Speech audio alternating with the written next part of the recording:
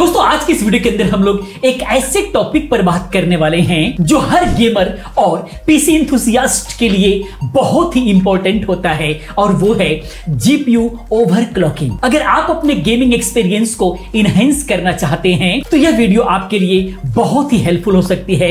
हम यहाँ step by step guide provide करने वाले हैं जिससे आप बिल्कुल भी अपने जीपीयू को सेफली तरीके से ओवरक्लॉक कर सकते हैं और उसका मैक्सिमम परफॉर्मेंस जो है आप हासिल कर सकते हैं।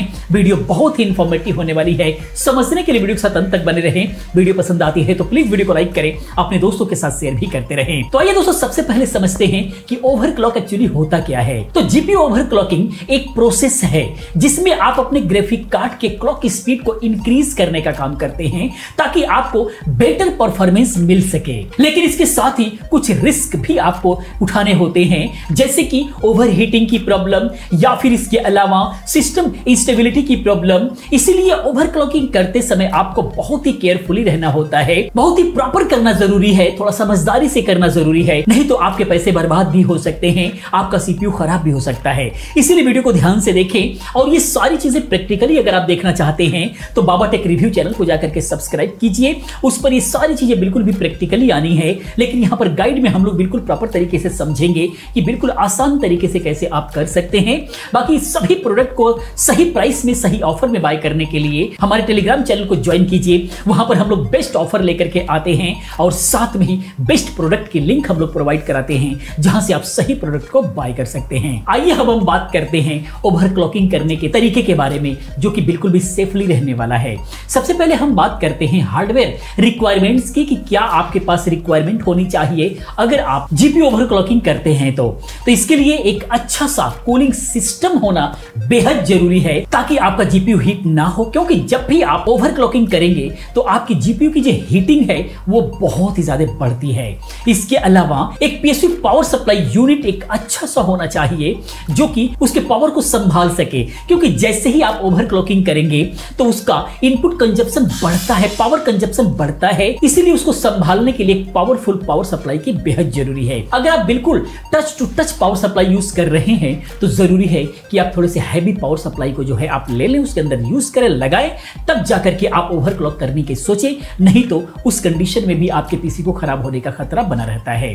इसके अलावा सॉफ्टवेयर टूल्स की जरूरत होती है, उसके लिए आप यूज कर सकते हैं एमएसआई का आफ्टर बर्नर। ये एक पॉपुलर टूल है जिससे आप अपने जीपीयू की क्लॉक स्पीड को और वोल्टेज को बिल्कुल भी कंट्रोल कर सकते हैं, बिल्कुल भी आसान तरीके से। इसके साथ में ही जो है आपको सीपीयू जेट सॉफ्टवेयर की जरूरत होती है। इस टूल से आप अपने जीपीयू की रियल टाइम मॉनिटरिंग कर सकते हैं ताकि कभी कोई गलत तो नहीं कर रहे हैं, कुछ ओवर तो नहीं कर रहे हैं, उसको मॉनिटर करना बेहद जरूरी है। अन्यथा अगर आप मॉनिटर नहीं करते हैं तो कोई ना कोई गलती कर देंगे। अगर थोड़ा सा हाई हो गया तो उस वक्त जो है आपका सीपीयू खराब हो सकता है, आपका मदरबोर्ड भी खराब हो सकता है। इसीलिए बड़ा ही सावधानी पूर्वक जो है काम करना होता है। इसके अलावा कुछ बेसिक नॉलेज आपके पास होना बेहद जरूरी है, जैसे कोर क्लॉक स्पीड। यह सीपीयू का मेन फ्रीक्वेंसी होता है जिससे परफॉर्मेंस डायरेक्टली इंपैक्ट होता है। जैसे किसी भी प्रोसेसर का जो स्पीड होता है, मान लीजिए 3.5 गीगाहर्ट्ज हो गया, 4.0 गीगाहर्ट्ज हो गया, तो ये जो फ्रीक्वेंसी है ये क्लॉक स्पीड है, इसी को बढ़ाना घटाना होता है, लेकिन इसका एक लिमिटेशंस होता है। इसके अलावा मेमोरी क्लॉक स्पीड होती है, ये जीपीयू मेमोरी की स्पीड को डिफाइन करता है जो हाई रेजोल्यूशन गेमिंग में मददगार साबित होता है।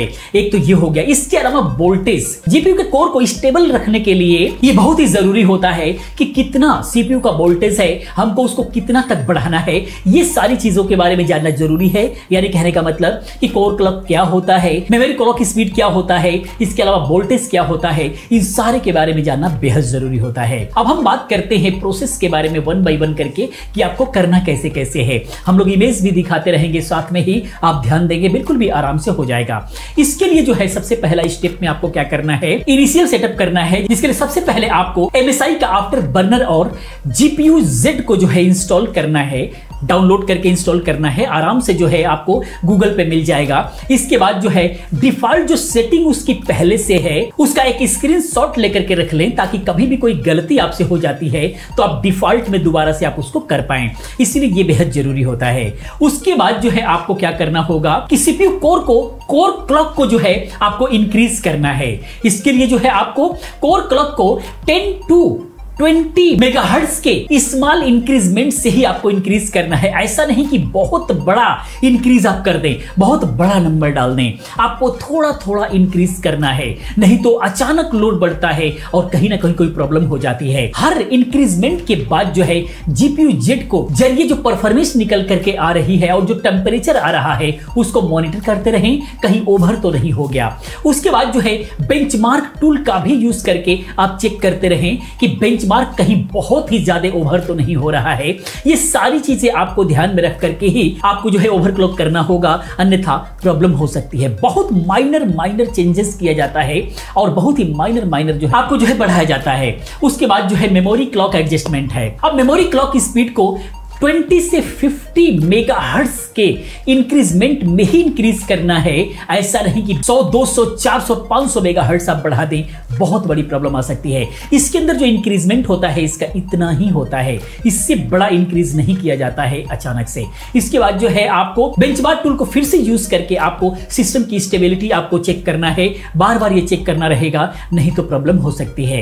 इसके बाद जो है वोल्टेज का एडजस्टमेंट, जो कि ऑप्शनल है, उतना जरूरी नहीं होता, फिर भी इसके बारे में जान लेते हैं। अगर आपको लगता है कि सिस्टम स्टेबल नहीं है तो थोड़ा सा वोल्टेज को भी इंक्रीज करना पड़ जाता है, क्योंकि अगर वोल्टेज कम पड़ता है और फ्रीक्वेंसी बढ़ा दिए हैं तो उस कंडीशन में जो है थोड़ा सा स्टेबिलिटी की प्रॉब्लम आ जाती है, तो थोड़ा सा वोल्टेज को भी आपको बढ़ाना पड़ता है। लेकिन ध्यान रखें, ज्यादा वोल्टेज से सीपीयू आपका डैमेज हो सकता है, इसीलिए 0.012, 0.023 इस तरीके से ही करके थोड़ा थोड़ा इंक्रीज करना होता है, एक दो वोल्टेज नहीं बढ़ा दिया जाता है।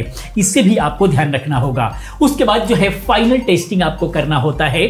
सब कुछ एडजस्ट करने के बाद एक फुल बेंचमार्क जो है आपको टेस्ट रन करना होता है, और उसके अलावा टेम्परेचर और परफॉर्मेंस को लास्ट टाइम चेक करें और इंश्योर करें कि सब कुछ बिल्कुल भी स्मूथ चल रहा है।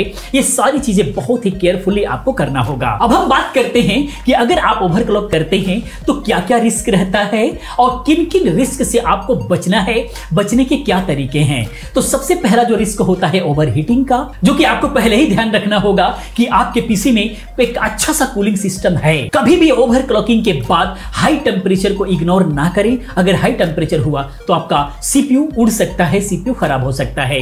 इसके बाद अगला है सिस्टम इंस्टेबिलिटी। अगर आपका सिस्टम क्रैश हो रहा है तो ओवरक्लॉक सेटिंग को जो है आपको इमीडिएटली रिड्यूस करना होगा, नहीं तो वहां पे प्रॉब्लम हो सकती है।